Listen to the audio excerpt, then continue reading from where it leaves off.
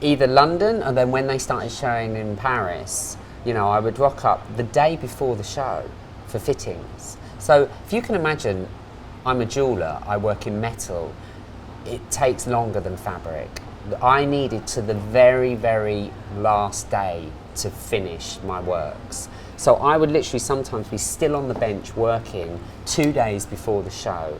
I would get on the Eurostar in the evening, get to Paris with boxes and boxes of pieces, as did Philip Treacy as well. We always turned up a similar time. And him with his hats. And there would be this, it was so wonderful, and it was so lovely for me as well, because there was such an appreciation of my work. I would rock up at the showroom, there's models everywhere, people sewing, the show's the next day, and Lee would literally shout, "Shaun's here!" And I'd come in with all these boxes, and Katie England, the stylist, everyone that was, Sarah Burton, everyone that was working frantically would stop. And Lee would say, "Get the models, get their looks." And I would start emptying the boxes, and you would just hear people going, "Wow." And what was beautiful was me and Lee worked together. No one else knew what I was making. Lee was like the conductor. He would have all of us doing the best of what we could separately, and he would bring it all together. And it was most times backstage before the shows, the day before the shows and backstage of the shows, it was like watching a magician at work. Everything would come together. Like Philip would be working on hats that was so different to mine. You know, I'd be creating these kind of tribal African pieces, and Philip would be creating these really romantic, beautiful, feathered, beautiful pieces. And I'd be thinking, have we got different briefs? Because it's so far removed from what he's making than I'm making. But Lee knew exactly how he was going to put it together. And you would see it, and I would see Philip's work go with my work, and Lee's work, and Sarah was doing, and it was magic. It was like, God, I get it. And you would only see it the day before the show, because that's how he wanted it. He wanted to put it all together. It was like a jigsaw, and he was the only one that could put it together, and he did. He did it so beautifully.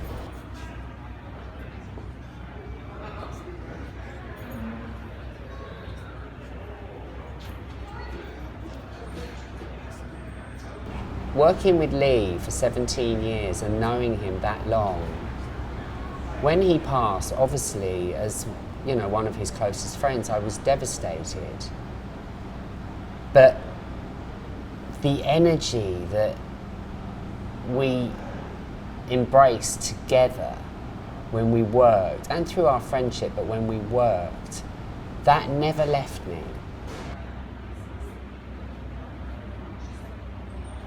So I ended up working for English Traditional Jewellery for 13 years, and there was a period while I was there where they made me head of department for antique restoration.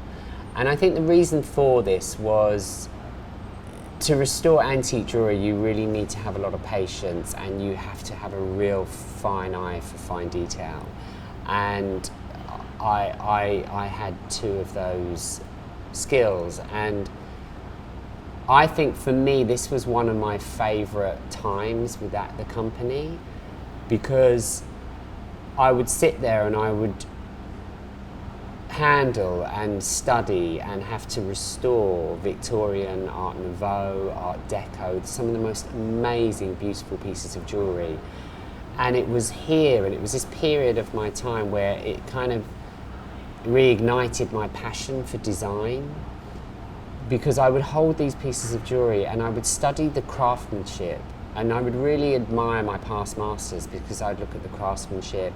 And not only that, I would look at the design, and I would be in such admiration because the design, the periods, they weren't too far apart from each other, but the design was so distinctive of those periods.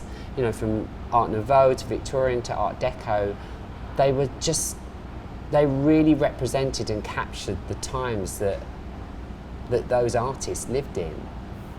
And it really started triggering in me the want to design, because if you can imagine it, throughout my apprenticeship and my and my career at working with English traditional jewellery, I wasn't allowed to design. I was to execute other designers' work, and there was this hunger in me really that I wanted to design jewellery that was kind of representative of the time that we lived in and that I lived in as the past masters that I was studying and restoring their works. So there was this yearning in me to design, and again I became restless, and I felt myself becoming a little bit restless again, and there was this yearning for me to have a voice of my own, until a moment of serendipity. I met Alexander McQueen, and I was 22 years old. He was 22. He was at Central St Martin's doing his MA in fashion. I just finished my apprenticeship, and we became the best of friends. We met through a mutual friend at Central St Martin's. He was doing his course. It was kind of funny, we were worlds apart. You know, he was in fashion, I was in Hatton Garden, I was a classically trained goldsmith, but we became really, really good friends. I'll be the artist.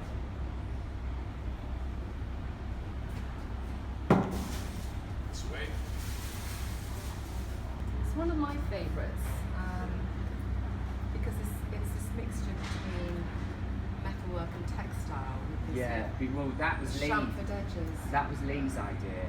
He wanted me to really put the little, like the ribbon, like, you know, you get the... It's a selvage edge. Lee loved the fact. When I made this and showed him, he was like, God, that was so good. He would just put his hands on. We were in our early 20s, you know, we were hanging out in Soho, we were good friends, we were partying. I mean, London was such a vibrant time, you know, it was the early 90s. There was such a movement going on in fashion, music, art, and soon to be jewellery with the collaboration that we formed. And we were best of friends, and I think how our collaboration came about was Lee knew that I was a jeweller, but I just didn't think he knew to what extent I was a jeweller. And one day he was meeting me after work, we were going out, and my masters had gone home and I had to work late because I had to finish a tiara piece that I was working on so it could be set, diamond set in the morning. And I said to Lee to come and wait for me while I completed this job into the atelier, and he'd never been in there before because of security reasons. I really couldn't bring people up there. And it was fascinating because when he walked in, if you can imagine my workshop where I trained and worked, it was very Dickensian. It was this lovely, beautiful, like old Victorian workshop with old wooden benches and dim lighting, but the pins on our benches were all lit. It was just, there was a real beautiful kind of heritage old romance about the environment. And Lee walked in, he got it immediately because coming from a tailoring apprenticeship himself, they were similar environments, but different arenas or different skills. And he was fascinated by my workshop, and he was within minutes, he was looking on the benches, he was looking at all the tools, and there was laid out on my bench the tiara that I was working on, and he said, "Is this what you're working on?" And I said, "Yeah," and I showed him it was a tiara that converted into a necklace. You unscrewed parts of it and it became a brooch. You know, it was really intricate, detailed work. And he was blown away, and he said, "I didn't realise this is, you know, what you did." And I kind of said, "Lee, we've been friends for 3 years, you know, what do you think I was? I've told you I was a jeweller." And he said, "Yeah, I didn't realise to this level." And I think there the seed was planted. And Lee was always ahead of us. And it was until about 10 months later, we were out, and he said, "Shaun, I've been thinking about it, and I would really, really love you to make jewellery for my shows." And at first, you got to imagine, at this place, at this time, I was a classically trained goldsmith.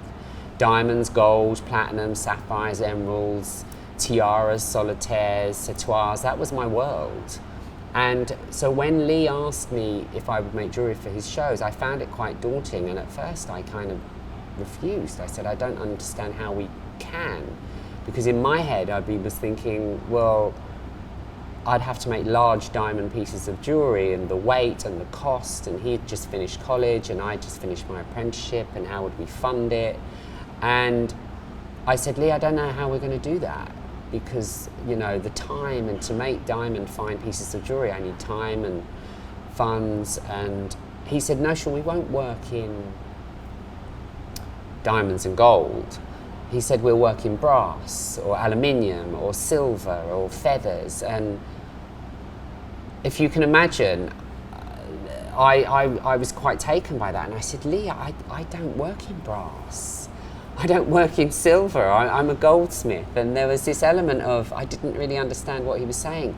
And it was a magical moment, really, because he said, no, Shaun, look what you do. He said, look at your skills. He said, if you just apply those skills to any medium, you can create anything. You know, and it was that moment he took me out of my comfort zone, and I thought, God, I can. I just have to use different tools. I just maybe use a different material or a different size mandrels, or I just started thinking out of the box. And once you do that, and when one does that, beauty happens. And I said, yeah, we should, maybe we could. And then there was this opportunity for me to design. And, you know, and Lee gave me such a beautiful platform to work on. There were no commercial constraints. All we had to do was design and execute pieces that would reflect his concepts for the show.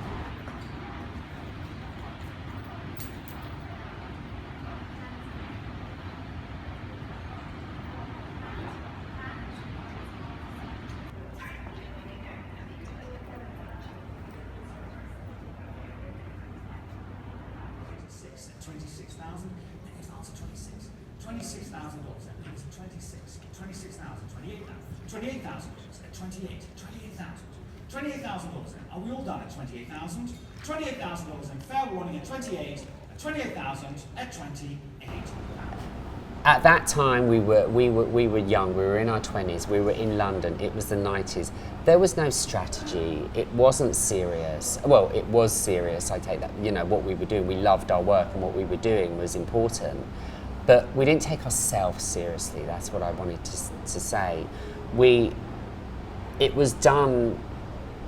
It was done out of passion, excitement, and love. And I could literally tell you every single place or every pub that we were in when we came up with the idea, or we talked about the show, or what pieces I should make. Every piece is a landmark in my friendship with him, in the stages of me as my career as a designer and a craftsman. And it wasn't, there was no strategy. It was, okay, the show is this, the concept is this. How do we portray that? How do we fuse jewellery? How does your clothes are going to say this and the jewellery's going to say that? And it was just exciting, and we just joined, we worked together. Everyone that Lee collaborated with, we all got on this train. I always call it like this fast train, because it was fast and it was exciting and it was just moving so quickly. And that was London at that time. It was this time where people were just, there was this fearless freedom, and it was done in pubs, it was done in clubs. Many of the great collaborations I've done, or pieces I've done, were a flippant conversation in a bar or a club. You know, the diamond glove that I created for Daphne Guinness, that was created. Me, Daphne and Lee were at the opening of a fashion exhibition at the V&A, and it was packed. And you can imagine, in a room like that with Daphne and Lee, you're bombarded with people that want to talk to them. And me and Daphne and Lee, we just wanted to see each other. We just wanted to hang out, because we were all very good friends. And we were huddled in the corner of the reception of the V&A. And there were so many people, and Daphne just turned to me and said,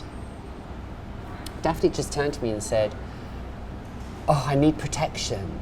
He said, Shaun, I need you to make me some armour. And then Lee was like, my God, that'd be a great idea. And Daphne said, I need a glove. We should create a beautiful diamond, not a diamond at that time. She said, I need an armour glove and a shoulder piece. And before I knew it, me, Lee, and Daphne were talking about this wonderful piece of armour that I should create for her. And that was it. It was a moment in the V&A. And then 5 years later, then I delivered this beautiful diamond 18 karat white gold evening glove that took 4.5 years to make, 17 craftsmen to execute, and a piece of art that was launched by Jade Joplin, recognised by the art world as not only a piece of jewellery, but an objet d'art. And we're going to start bidding, ladies and gentlemen, for this lot at $150,000. $150,000. There we go. Bid is at $150,000. It'll be 160,000 is bid. 160,000. 170,000 is against you. 170,000 is a bid against you, which I bid for 180. 180,000 bid carries bid. 180,000. 180,000. 190,000 now in the room. Bids at 500. 520 is bid. 520 is against you. Would you like 540? Is bid 540. Next will be 560. 540,000. $540,000 for the skeleton against you. $540,000.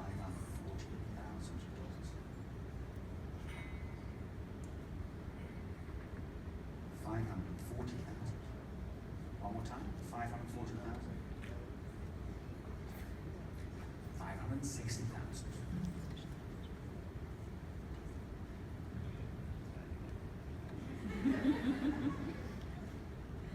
It's 580,000 now.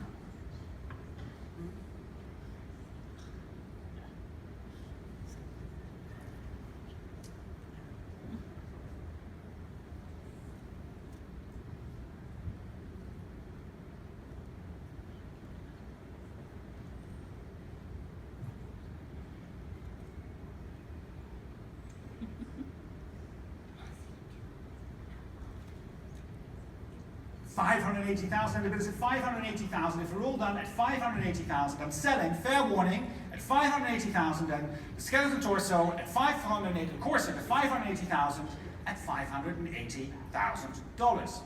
Thank you very much, $580,000. Level 432, thank you. Trying to bid for $650,000. $620,000 is against you. It's selling you right now at $620,000. $620,000 for the corset. 2,000. 620,000. Are we done at 600? Would you like to do one more? 620,000. 620,000. What are you thinking? No? Are we done at 620? 620,000. Then going once. 620,000. Going twice. We'll take 640. Like 640, let's make it 640. We'll make it 660 next. 640,000 now, and I'll give you all the time as well. 600, you didn't need it. 660,000, I'll give you the time again. 660,000. Would you like to try for 680? 660,000 is against you. Are you sure? Thank you. 660,000, you'll bid at 660,000, Carrie. Any chance at 660? 660,000 then. We're all done at 660,000. Fair warning now, going once at 660. And twice at 660,000. It's right there at 660, and I'm selling at $660,000. 660,000. Well done.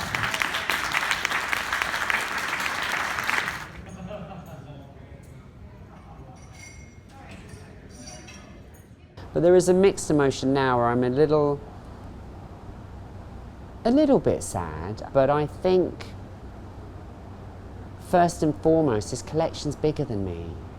It's bigger than me, that I shouldn't own it, and it shouldn't be locked away under lock and key. It should be out there doing what it has to do. And I suppose it's like children, you know, they have to go forth and do what you've taught them to do. Do you know what I mean? It's kind of an element of, I suppose it's always quite sad letting go of something that's been so close to you and is such a part of your life. But then there's an essence of freedom in that for you and for whatever that be. And I think by letting these pieces free, there's going to be a lot. There'll be a lot more. There'll be more emotional connections with them created throughout the years, and I think that's what's important for me.